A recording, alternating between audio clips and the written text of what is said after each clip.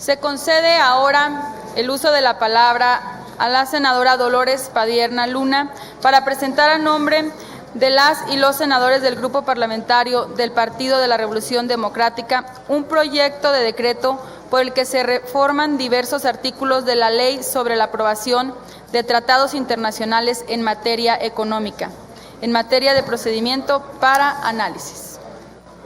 Así es, Presidenta. Muchísimas gracias.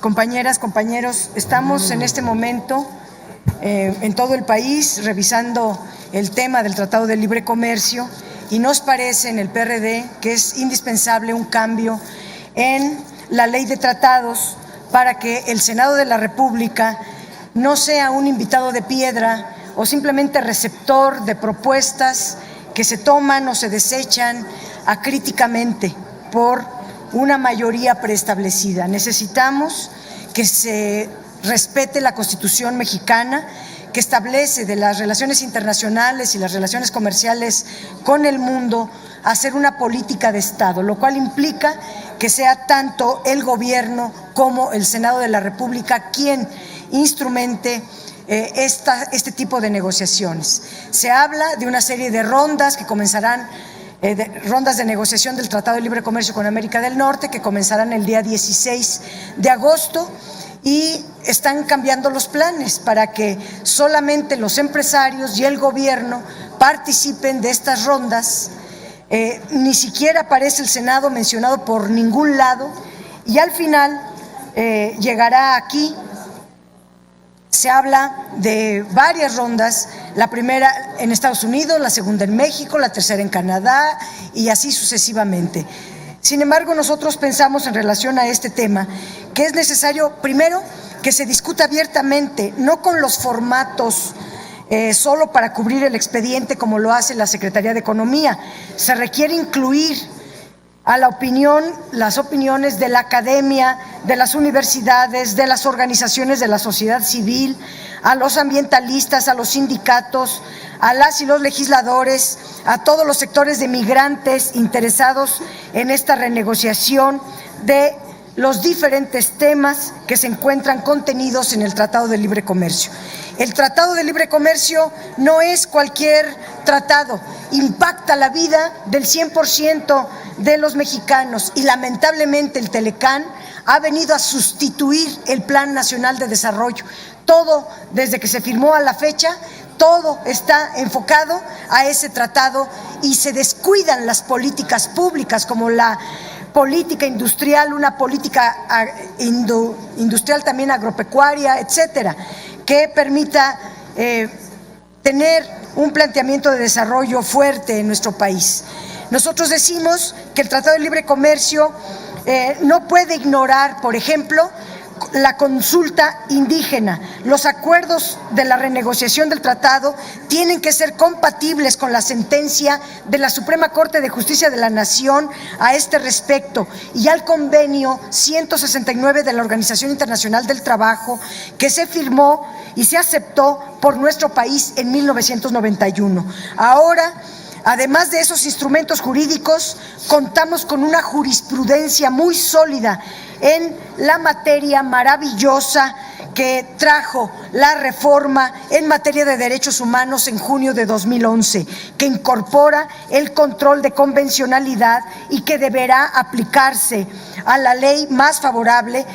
Se tendrá que aplicar la ley más favorable para los pueblos y no más la más perjudicial como la que se negocia por parte del gobierno mexicano. La consulta indígena tendrá que hacerse so pena de que el tratado se considere inconstitucional. Sin esa consulta, la Corte y los tribunales internacionales pueden considerar inválidos los cambios de este tratado. Ciertamente, cuando se firmó en 1993 y cuando empezó a aplicarse en enero de 1994, no existían estas regulaciones. Hoy se hace esta renegociación. La renegociación tiene que tomar en cuenta la nueva jurisprudencia, la nueva legislación, las nuevas reformas. De lo contrario, prevalecerán las asimetrías entre países lo que han traído más que nada una sumisión, una relación bilateral subordinada de México con respecto a Estados Unidos.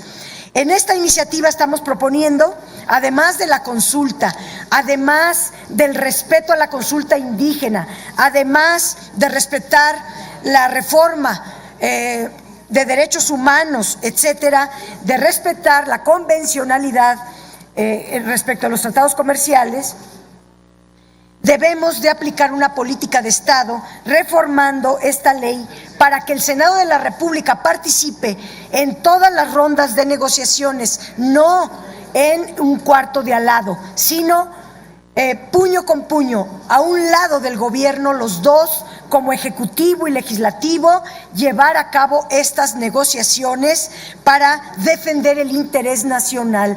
Los empresarios defenderán lo que es su naturaleza y es correcto. Ellos defenderán sus ganancias, sus intereses como empresa privada, pero de ninguna manera a eso puede resumirse las negociaciones del Tratado de Libre Comercio. Estados Unidos dio a conocer sus objetivos de esta renegociación y México no. El secretario de Economía viene aquí y nos dice que es una estrategia secreta, que solo él la va a conocer y que las estrategias no se dan a conocer, para que no tengamos este tipo de pretextos que en realidad es eludir que no están preparados para una negociación de este tipo. Pues nosotros queremos hacer esta reforma a la ley de tratados para que el Senado de la República participe, pero también aquí se dice en esta iniciativa que el secretario de Economía o la Secretaría de Economía, en coordinación con la Secretaría de Relaciones Exteriores, debe de informar al Senado de la República una vez acordado la evolución de este tratado. Es decir, el Senado tiene que estar antes, durante y después de la renegociación del Tratado de Libre Comercio. ¿Por qué? Bueno, Estados Unidos, por ejemplo, está hablando de varios objetivos que ellos tienen. Habla de una negociación donde se puedan percibir tópicos que le interesan mucho a Estados Unidos, que yo podría resumirlos en dos cosas: en combatir el desbalance económico.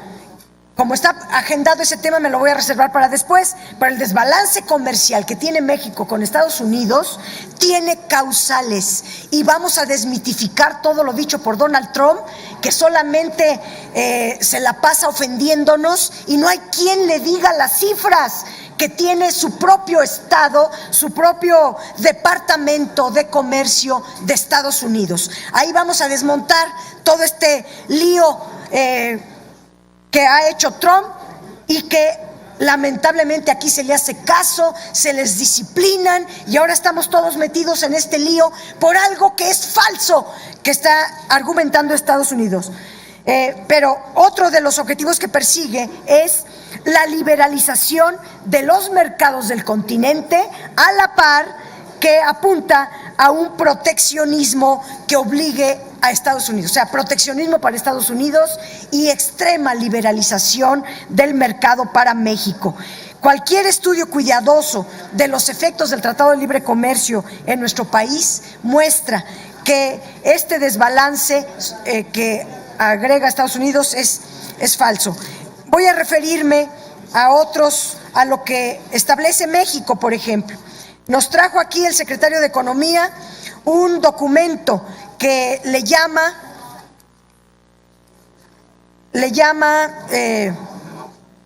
pues son los postulados que se refiere México en esta negociación del Tratado de Libre Comercio.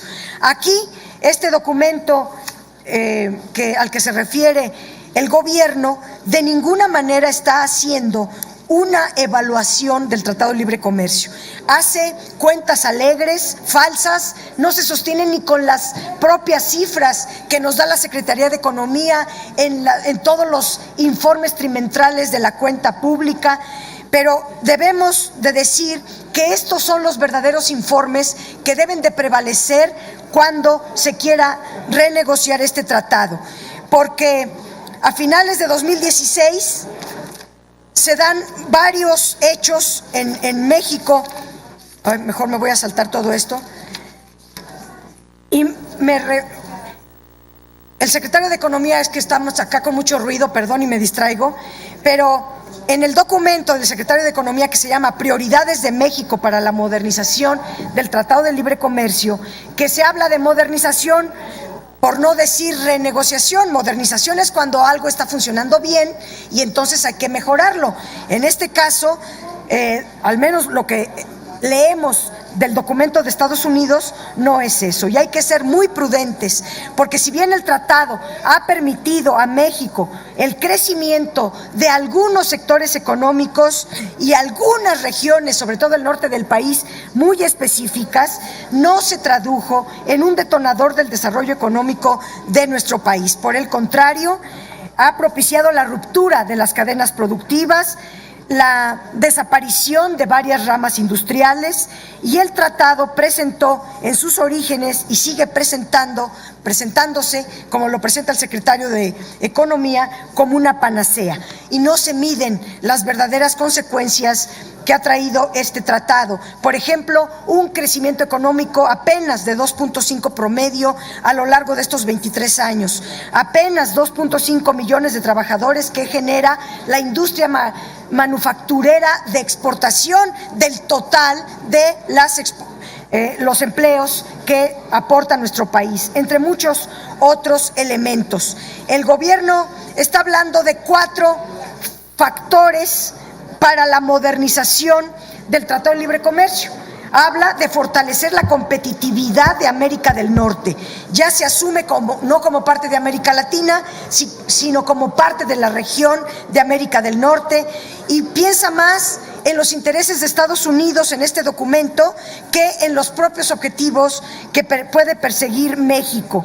Por ejemplo, está pensando mucho en el sector energético, de cómo acabar de entregarlo a Estados Unidos y no del interés que debe de perseguir nuestro país. Los 7 conceptos que incluye para este eje son muy discutibles. Otro eje que dice avanzar hacia un comercio regional inclusivo y responsable. Habla ahí de una mayor participación de las pymes, de fomentar el cumplimiento de los compromisos internacionales en materia laboral, de combatir la corrupción, de apegarse a las leyes de medio ambiente, de incorporar la perspectiva de género, todo lo cual es cierto, pero estos temas debiera dársele prioridad en todo momento y en su conjunto, no solamente para discutir este tratado.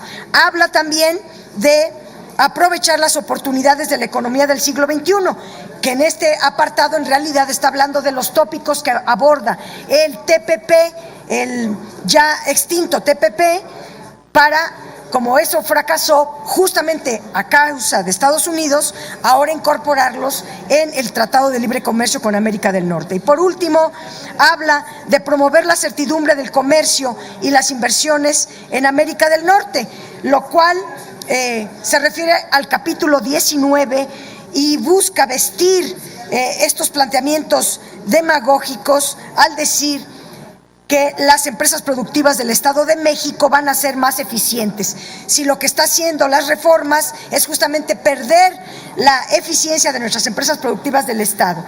En fin, finalmente diría que esta iniciativa incorpora que la obligatoriedad del gobierno a entregar estos informes al Senado antes, durante y después de las negociaciones, y obliga al Senado a estar presentes en todas las negociaciones que tenga nuestro país con el resto del mundo. Muchas gracias. Túrnese a las Comisiones Unidas de Relaciones Exteriores, de Comercio y Fomento Industrial y de Estudios Legislativos de la Cámara de Senadores.